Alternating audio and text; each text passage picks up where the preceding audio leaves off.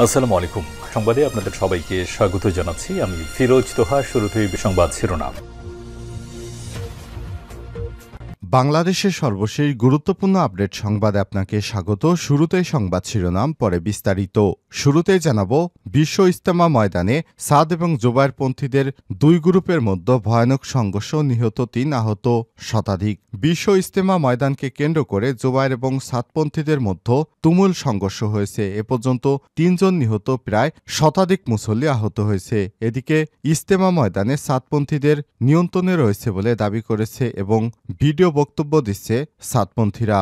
বুধবার ভোররাত ৩:০০টার দিকে এই সংঘর্ষ শুরু হয়। নিহতরা হলেন কিশোরগঞ্জ জেলার পাকুন্দিয়া থানার ১১ সিন্ধু গ্রামের আমিনুল ইসলাম বাচ্চু ৭০, ঢাকা দক্ষিণখানের বেড়াইদ এলাকার বেলাল ৬০ এবং বগুড়ার তাজুল ইসলাম ৭০। এরপর জানাবো, ডি8 সম্মেলনে যোগ দিতে ঢাকা ত্যাগ করেছেন প্রধান উপদেষ্টা। ডি8 শীর্ষ সম্মেলনে যোগ দিতে অন্তর্বর্তীকালীন সরকারের প্রধান উপদেষ্টা অধ্যাপক ড মোহাম্মদ ইউনূস মঙ্গলবার ১৭ই ডিসেম্বর দিবাগত রাত ১:২০ মিশরের উদ্দেশ্যে ঢাকা ত্যাগ করেছেন। হজরত শাহজালাল আন্তর্জাতিক বিমানবন্দর থেকে তাকে বহনকারী ফ্লাইটটি মিশরের রাজধানী কায়রোর উদ্দেশ্যে রওনা দেয়।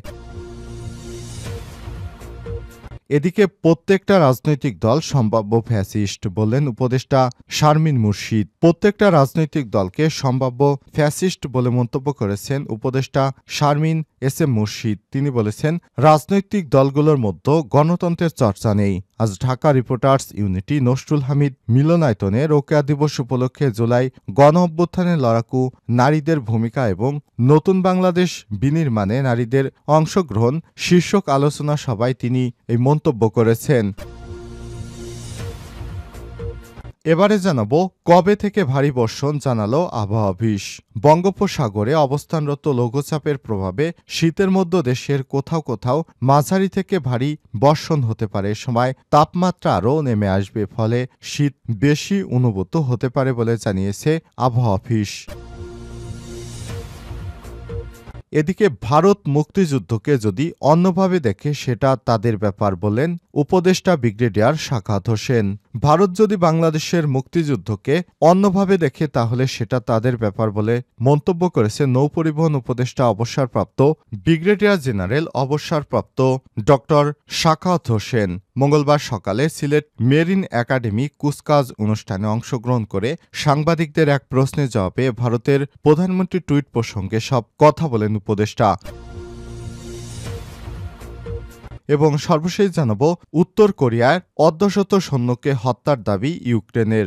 রাশিয়ার কুরস্ক অঞ্চলে হামলা চালিয়ে উত্তর কোরিয়ার অন্তত অর্ধশত সৈন্যকে হত্যা করা হয়েছে বলে দাবি করেছে ইউক্রেনের সামরিক বাহিনীর স্পেশাল ফোর্স। মঙ্গলবার ৩ দিনের লড়াইয়ে ওই সৈন্যদের হত্যার দাবি করেছে ওই বিশেষ বাহিনী। এছাড়াও লড়াইয়ে আহত হয়েছে আরও অন্তত ৪৭ জন সৈন্য। প্রিয় দর্শক, এতক্ষণ শুনছিলেন সংবাদ শিরোনাম, এবারে বিস্তারিত।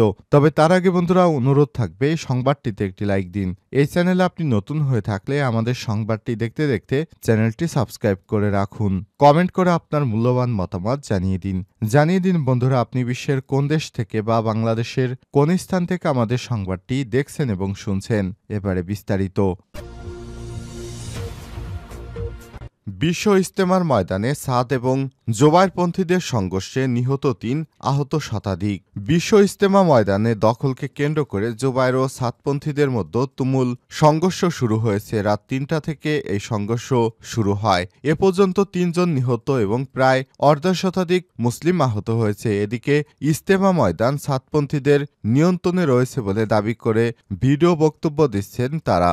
বুধবার ভোররাত ৩:০০টার দিকে সংঘর্ষ শুরু হয়। নিহতরা হলেন কিশোরগঞ্জ জেলার পাকুন্দিয়া থানার ১১ সিন্ধু গ্রাম আমিনুল ইসলাম বাচ্চু ৭০, ঢাকার দক্ষিণখানের বেড়াইদ এলাকার বেলাল ৬০, বগুড়ার তাজুল ইসলাম ৭০। আহতরা হলেন আব্দুর রউফ ৫৫, ব্রাহ্মণবাড়িয়া। মুজিবুর রহমান 58, ময়মনসিংহ আব্দুল হান্নান 60, জহুরুল ইসলাম 38, আরিফ 34, গোপালগঞ্জের ফয়সাল 28, তরিকুল 42 নরসিংদী, শাহেদ 44 চট্টগ্রাম, উকিল মিয়া 58 নরসিংদী, পান্ত 55 টঙ্গী, খোরশেদ আলম 50, বেলাল 34 কেরানীগঞ্জ, আনোয়ার 50 নারায়ণগঞ্জ, আবু বকর 59 নারায়ণগঞ্জ, আরিফুল ইসলাম 50, আনোয়ার 26 সাভার, আনোয়ার 76 নোয়াখালী সদর, ফোরকান আহমেদ 35 সাতক্ষীরা, আব্দুর রৌফ 55 ব্রাহ্মণবাড়িয়া, মুজিবুর রহমান 58 ময়মনসিংহ, আব্দুল হান্নান 60 গাজীপুর,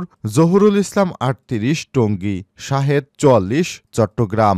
স্থানীয়রা জানিয়েছে রাত ৩টার দিকে সাতপন্থীরা তুরাগ নদীর পশ্চিম তীর থেকে কামারপাড়া ব্রিজ সহ বিভিন্ন রাস্তা দিয়ে ইজতেমা ময়দানে প্রবেশ করতে থাকে। সময় ময়দানের ভেতর থেকে জোবায়েরপন্থীরা ইটপাটকেল নিক্ষেপ শুরু করে। জবাবে সাতপন্থীরাও পাল্টা হামলা চালায়। এক পর্যায়ে সাতপন্থীরা ময়দানে প্রবেশ করলে উভয় পক্ষের মধ্যে ব্যাপক সংঘর্ষ শুরু হয়। এতে ৩ জন নিহত ও শতাধিক ব্যক্তি আহত হয়েছে বলে জানা গেছে। জবাবে অনুসারীদের বহন করা বেশ কয়েকটি গাড়ি ভাঙচুর চালায়। সাতপন্থীদের প্রভাবশালী মুরব্বী মুয়াজ বিন নূর এক ভিডিও বার্তায় বলেছেন, আমরা এখন ইজতেমা ময়দান নিয়ন্ত্রণে আছি। জোবায়েরপন্থীদের আক্রমণে আমাদের এক ভাই শহীদ হয়েছেন। ময়দানে অনেক জোবায়েরপন্থী চাক ও ছোড়াসহ প্রবেশ করেছে বলে জানা গেছে। টঙ্গী আহসানুল্লাহ মাস্টার জেনারেল হাসপাতালের জরুরি বিভাগে কর্মরত হাফিজুল ইসলাম যুগান্তরকে বলেছেন, এ পর্যন্ত ৩ জন নিহত এবং অসংখ্য লোক আহত হয়েছে। আহতরা হাসপাতালে আসছে, আরও নিহতের সংখ্যা বাড়তে পারে। D8 সম্মেলনে যোগ দিতে ঢাকা ত্যাগ করছেন প্রধান উপদেষ্টা। D8 শীর্ষ সম্মেলনে যোগ দিতে অন্তর্বর্তীকালীন সরকারের প্রধান উপদেষ্টা অধ্যাপক ড মোহাম্মদ ইউনূস মঙ্গলবার ১৭ ডিসেম্বর দিবাগত রাত 1:20 মিশরের উদ্দেশ্যে ঢাকা ত্যাগ করেছেন। হজরত শাহজালাল আন্তর্জাতিক বিমানবন্দর থেকে তাকে বহনকারী ফ্লাইটটি কায়রোর উদ্দেশ্যে রওনা দেয়। এর আগে বিকেলে ফরেন সার্ভিস একাডেমিতে এক ব্রিফিংয়ে প্রধান উপদেষ্টার প্রেস সচিব আবুল কালাম আজাদ মজুমদার এই সফর ও সম্মেলনের সম্পর্কে বিস্তারিত তথ্য দেন। ব্রিফিংয়ে আরও উপস্থিত ছিলেন প্রধান উপদেষ্টার প্রেস সচিব শফিকুল আলম, সিনিয়র সহকারী প্রেস সচিব ফয়েজ আহমেদ। উপপ্রেস সচিব জানান, কায়রোতে 11তম D8 শীর্ষ সম্মেলনে বাংলাদেশ ছাড়াও ইন্দোনেশিয়া, তুরস্ক, পাকিস্তান, মালয়েশিয়া এবং নাইজেরিয়ার উচ্চ পর্যায়ের প্রতিনিধিরা অংশ নেবেন। এবারও সম্মেলনের প্রতিপাদ্য নির্ধারণ করা হয়েছে investing in youth and supporting small media enterprise, shaping টুমরোস economy. এই প্রতিপাদ্য ভবিষ্যতের অর্থনীতি, যুবশক্তি, ক্ষুদ্র ও মাঝারি শিল্পের SME গুরুত্বকে তুলে ধরা এবং বাংলাদেশের জন্য সম্মেলনে অত্যন্ত গুরুত্বপূর্ণ বলে নিশ্চিত করেছেন। এ সময় তিনি আরও জানান, প্রধান উপদেষ্টা ড মোহাম্মদ ইউনূস বাংলাদেশের তরুণ ও ক্ষুদ্র মাঝারি শিল্পের বৈশ্বিক উন্নয়ন কৌশল নিয়ে আলোচনা করবেন। SME খাতকে কিভাবে আরও কার্যকরভাবে কাজে লাগানো যায় এবং এই খাতের উন্নয়নে D8 এর সহযোগিতা কিভাবে পাওয়া যেতে পারে তা নিয়ে আলোচনা করা হবে। জানা গেছে, D8 organisation for economic cooperation বা ডেভেলপিং 8 এর সংস্থা বাংলাদেশ, মিশর, Indonesia, Iran, Malaysia, Nigeria, Pakistan এবং তুরস্কের মধ্যে অর্থনৈতিক উন্নয়নের সহযোগিতার জন্য তারা একে অপরের সঙ্গে আলাপ আলোচনা করবেন।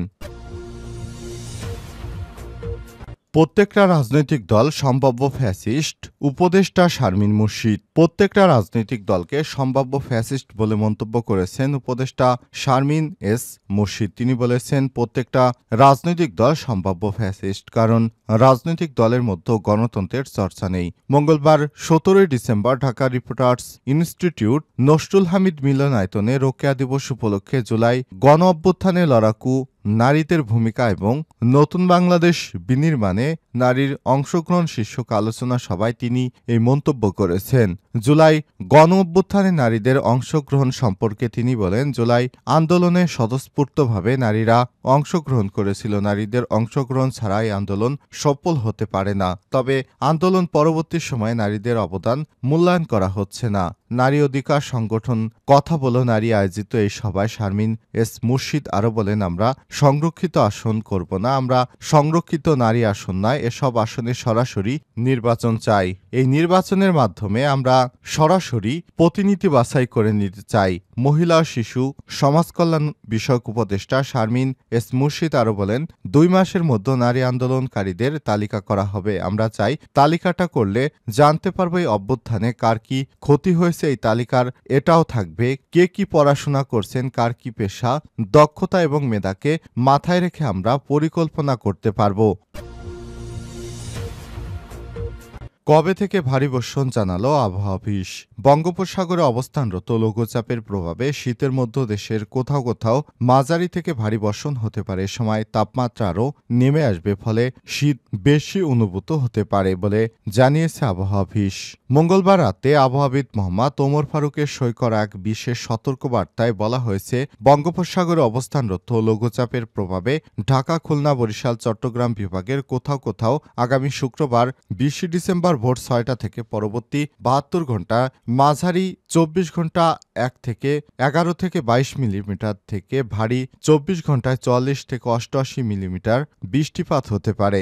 এদিকে আবহাওয়াবিদ শাহনাজ সুলতানার সই করা এক বিজ্ঞপ্তিতে মঙ্গলবার 6 থেকে পরবর্তী 72 ঘন্টার পূর্বাভাসে বলা হয়েছে, প্রথম 24 ঘন্টা অস্থায়ীভাবে আংশিক মেঘলা আকাশ সহ সারা দেশে আবহাওয়া শুষ্ক থাকতে পারে। এ সময় তারা দিনের তাপমাত্রা সামান্য বাড়বে বলে জানিয়েছে। মধ্যরাত থেকে সকাল পর্যন্ত দেশের কোথাও কোথাও হালকা থেকে মাঝারি ধরনের কুয়াশা পড়তে পারে। পরবর্তী 24 ঘন্টায় অস্থায়ী এবং আংশিক মেঘলা আকাশ সহ সারা দেশে আবহাওয়া প্রধানত শুষ্ক থাকতে পারে, তবে খুলনা বিভাগের 2-1 জায়গায় হালকা বৃষ্টির সম্ভাবনা রয়েছে।